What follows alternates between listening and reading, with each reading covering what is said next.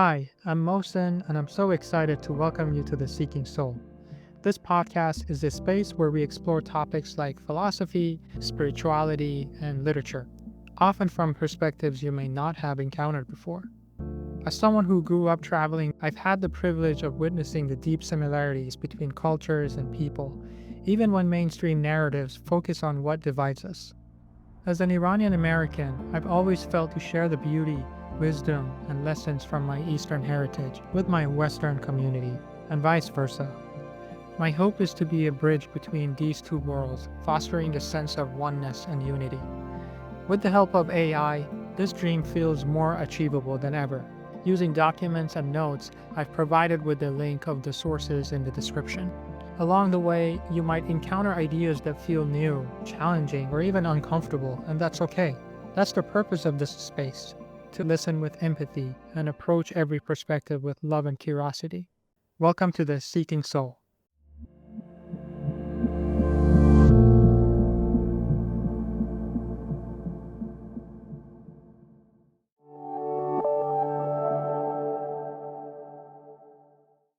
Hi, friends. Welcome to another episode of the Seeking Soul podcast. This is the 7th episode, and thank you again for tuning in. As we're going through a very uncertain times throughout the world, I think, I found a great resource that I read before, which was the Indian Home Rule book by Mahatma Gandhi.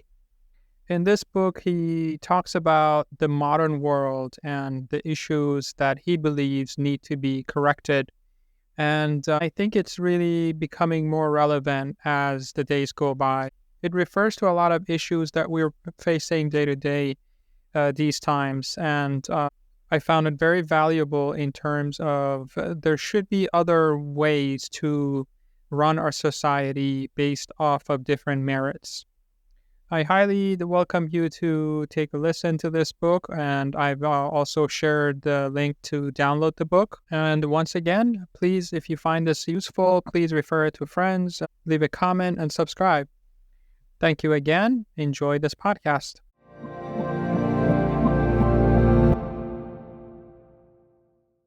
Okay, picture this. Early 20th century India. You've got maybe, a few thousand British officials? Yeah, not many in the grand scheme. Running a subcontinent with, get this, around 320 million people. I mean, that power dynamic is just wild when you think about it. It really is. Welcome, everyone, to the Deep Dive. You know the drill. We take one fascinating source, dive deep, and pull out the key stuff you need to know. And today, we're tackling Mahatma Gandhi's Indian Home Rule, specifically the 1922 edition. Right. Think of this as your fast track to understanding a really pivotal vision for India's independence, straight from the source, pretty much. And what's great about this text is that it catches Gandhi's thinking relatively early on. It was first out in 1909, then reprinted in 22. So it's not just about how to get independence, is it? Not at all. It lays out his plan for self-rule, sure, but it's also this really sharp critique of Western civilization as a whole. Okay, so our mission today, for you listening, is to really get into Gandhi's core arguments for what he called home rule, or Swaraj. We'll look at why he was so critical of the British, yes, but also Western society generally. And crucially, the methods he was advocating, the nonviolent approach, which was pretty revolutionary. Exactly. We want to give you a clearer view on this massive historical shift.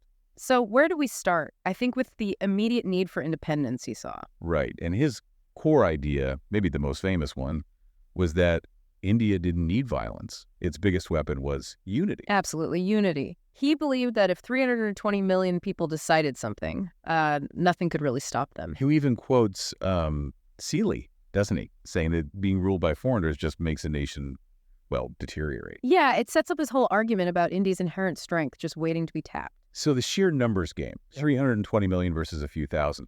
His logic was if they all just kind of agreed, they could basically decide their own future without firing a shot, as it were. Now, I know what some people might be thinking. Sounds a bit idealistic. Just agree. Oh, for sure. And maybe it was idealistic, but you have to understand this nonviolent unity was like the absolute bedrock of his philosophy back then. It's key to everything else. Okay, so building on that nonviolence. Yeah.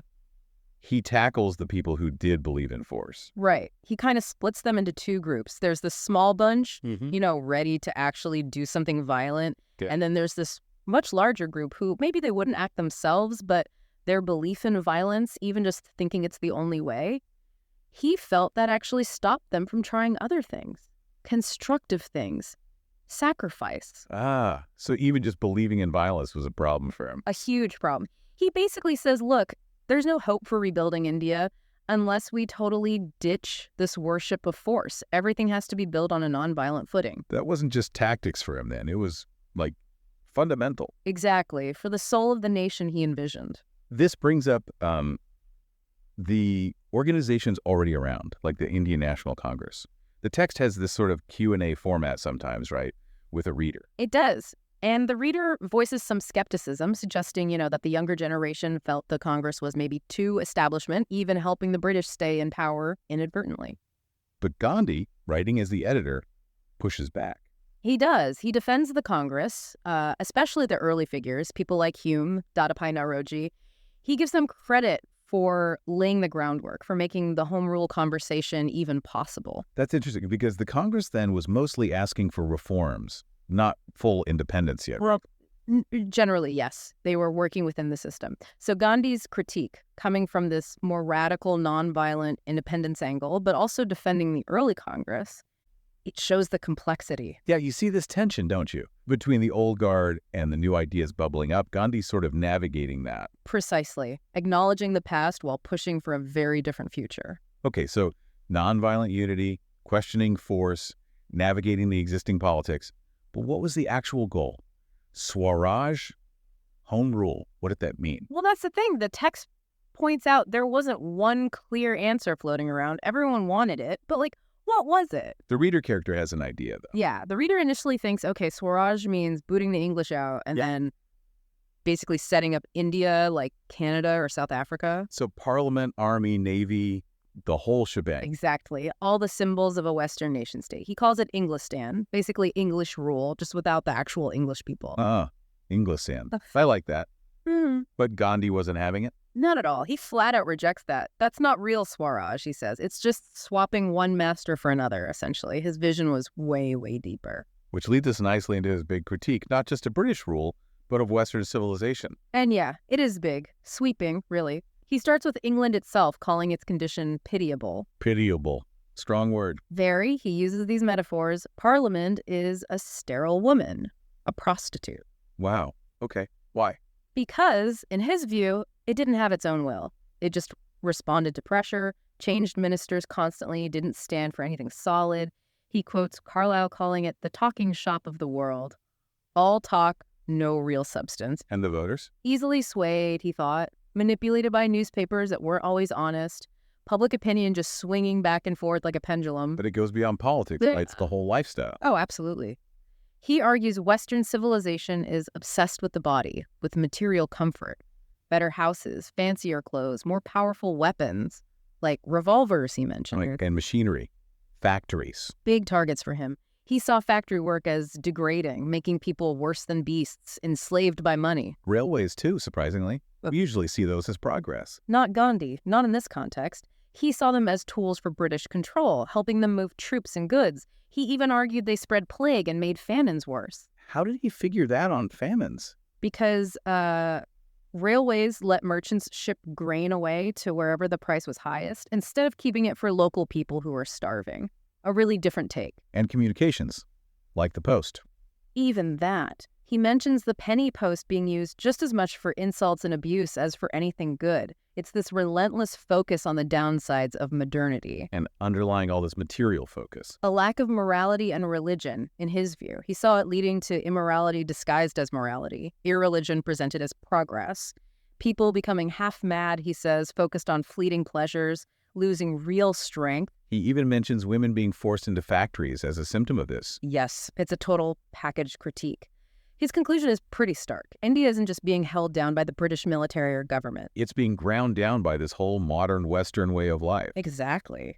That's the real enemy, in a way. So if this Western civilization is so flawed, and the British are part of it, how did they even manage to conquer and hold India? He doesn't buy the won it by the sword argument. No, he completely rejects that. His line is blunt. We alone keep them. Meaning it's the Indians themselves, by cooperating with or aspiring to this flawed civilization, who allow the British to stay. The motivation for the British being there, he argues, is primarily commerce, economic benefit. He uses the Transvaal as an example. So it's India's adoption or temptation towards this modern way of life that's the real weakness. That's his argument. It weakens India from the inside, making foreign rule possible. Okay. This ties into his views on religion and the Pax Britannica, the British peace.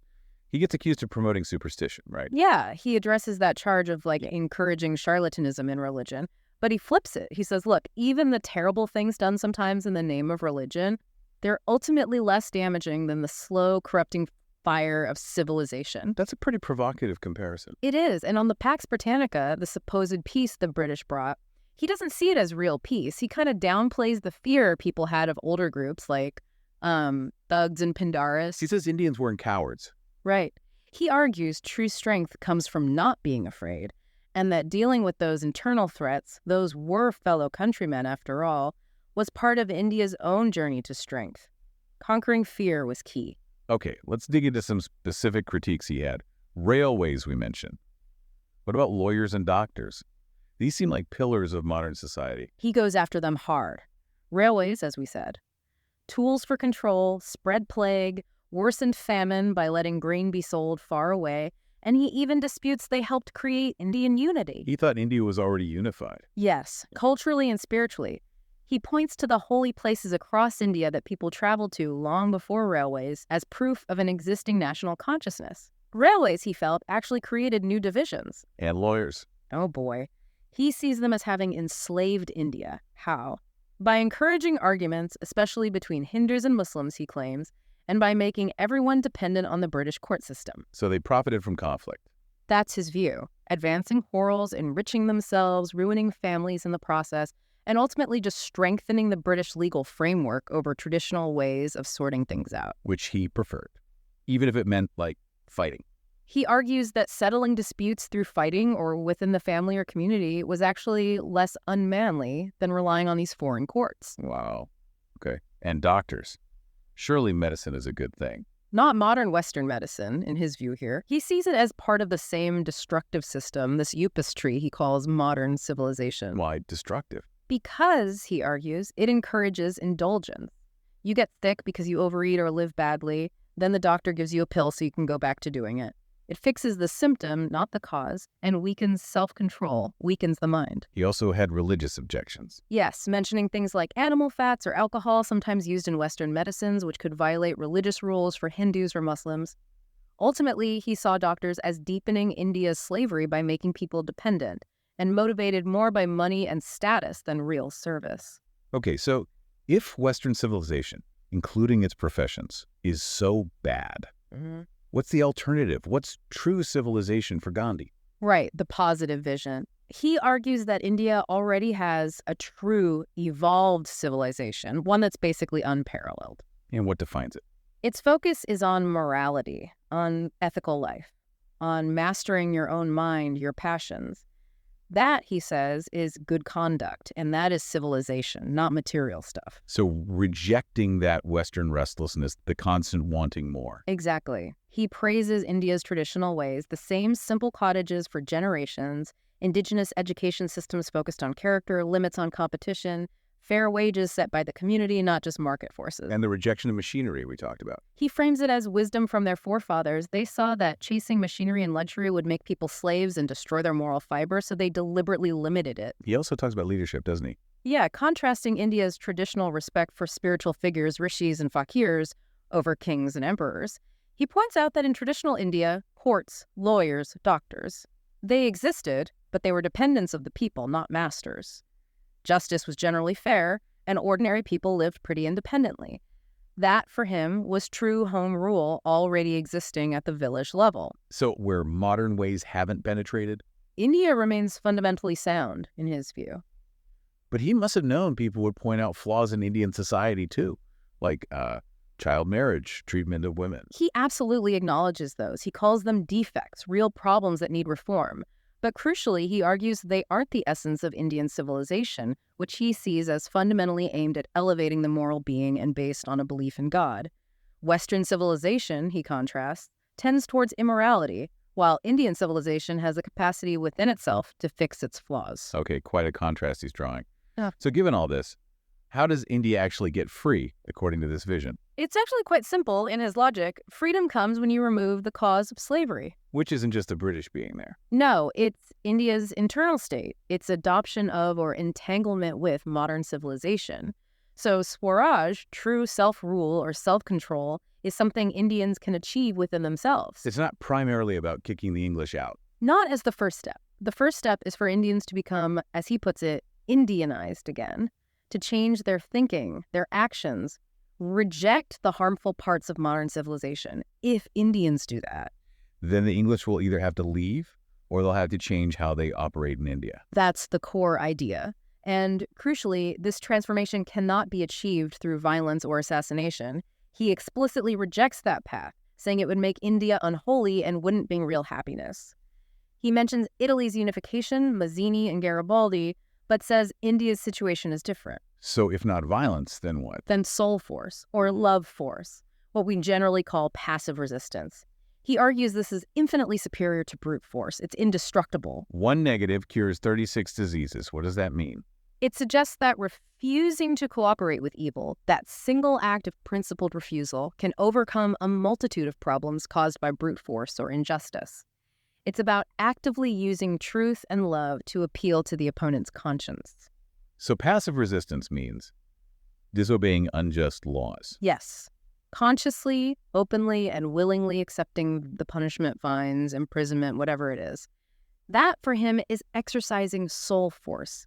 It's not disloyalty. It's actually a higher form of being law-abiding because you're obeying your conscience, a higher law. He really flips the script on what law-abiding means. Completely. He says it's unmanly to obey laws that are repugnant to your conscience. And this passive resistance, he stresses, isn't a weapon for the weak. It requires immense courage, more courage arguably than violence. Does physical fitness play a role? Interestingly, yes, he connects body and mind. A weak body, he suggests, often leads to weakness of will, makes it harder to endure suffering for a cause. So he calls for Indians to improve their physique, partly by getting rid of harmful customs like infant marriage or overly luxurious living that weakens them. And what qualities does a passive resistor need? He lists several key ones: perfect chastity or self-control, adopting poverty or simplicity, always following truth, and cultivating complete fearlessness. These are tough ideals, but he argues they are valuable goals even for someone who might still be considering armed struggle. They build inner strength regardless. Okay, that's the core method. What about other tools like education or technology, machinery? Right. Education first. He's critical of just focusing on literacy. Learning to read and write, he says, isn't education in itself. It can be used for good or ill. So what is real education? Character building, that's Yeah. primary. He critiques Western-style education being imposed on India as basically enslaving minds. He thinks India's ancient village school system, focused on ethics and practical skills, was sufficient. What about English education? Did he see any use for it? Maybe a little for practical needs, communicating with the British perhaps, but giving it to millions. He saw that as enslaving them, making them dependent on foreign ideas and language. He even says it's sad they have to discuss home rule in English. Good point. He laments that India adopts systems Europe itself is discarding. His solution: revive Indian languages, translate useful English works into them, make ethical or religious education central, and promote Hindi as a common national language. And machinery. We know he disliked it, but in the context of achieving freedom. He saw it as having actively impoverished India, pointing to Manchester cloth destroying local weavers. He believed it was destructive in Europe too. The best thing, he felt, was never to have started down that path. He pitied factory owners. He expresses pity, yeah, but urges them not to expand. The real power, he says, lies with the people they can just stop buying machine-made goods. That's Swadeshi self-reliance applied to economics. So if you give up railways, you'd have to give up trams, electric lights too. Logically, yes, if they are part of that same industrial complex he rejects. He calls machinery a potential snake hole, looks harmless but contains danger. But wait, isn't this book itself printed using machinery? Huh. Yes, he acknowledges that irony. He calls it using poison to kill poison. a necessary evil in the current situation to spread the message against the very system it relies on, but definitely not an endorsement. Okay, so bringing it all together, Yeah. his conclusion. He wasn't trying to start a new political party. No, his aim wasn't about creating another faction. It was about identifying what is right, fundamentally. And he had messages for the existing groups. Yes. To the moderates who focused on petitions and appeals, he basically said, that's beneath our dignity. Stop begging. And to the extremists who lean towards violence. His message was clear. Violence is unnecessary and harmful. There's a better way, soul force. He also lays out conditions for the British if they wanted to stay in India. He does. It's quite demanding. He says they'd have to completely give up the idea of ruling for commercial profit. They'd have to accept Indian civilization as superior for India. Respect religious customs. No beef or pork consumption, for instance. Restore traditional schools and courts. Learn Hindi. Stop pouring money into railways and the military. Maybe even rely on Indians for defense if needed. Stop importing European cloth. Basically, align their interests entirely with India's. And if not, Then, he implies, Indians committed to Swaraj will simply make British rule impossible through non-cooperation and passive resistance. and his final message is really to Indians themselves. Yes, especially those educated in the Western style who still wanted home rule. He says true leadership won't come from them unless they have real love for India, real faith in its own civilization, and the inner strength that comes from soul force, not brute force. He calls for specific actions. Yeah, practical steps for everyone. Lawyers should stop helping the British courts and mediate disputes instead. Doctors should focus on traditional remedies and prevention.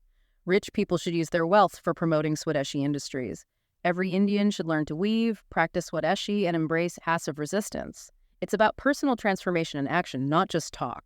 It all comes back to those core ideas for real home rule.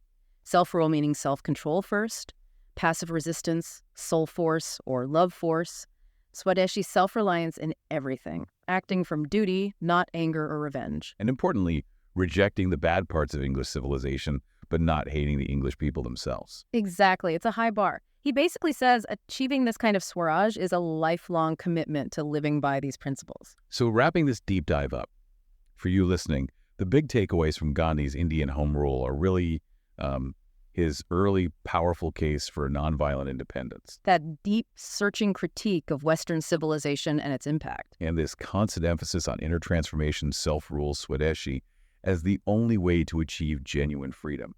Yeah, exploring this text really gives you a window into the foundational thinking behind one of the 20th century's most significant movements. You get a much richer sense of where it all started. Definitely. And it leaves us with something to think about, doesn't it? Here's a thought. In our world today, so interconnected, globalized, what do Gandhi's ideas about civilization, about progress, about self-rule, how do they speak to the challenges we face now, globally, nationally, even personally? That's a great question to ponder. His ideas about materialism, morality, nonviolence, they certainly haven't gone away. We definitely encourage everyone to chew on that. Maybe even go look at the text itself and think about how relevant that 1922 vision might still be.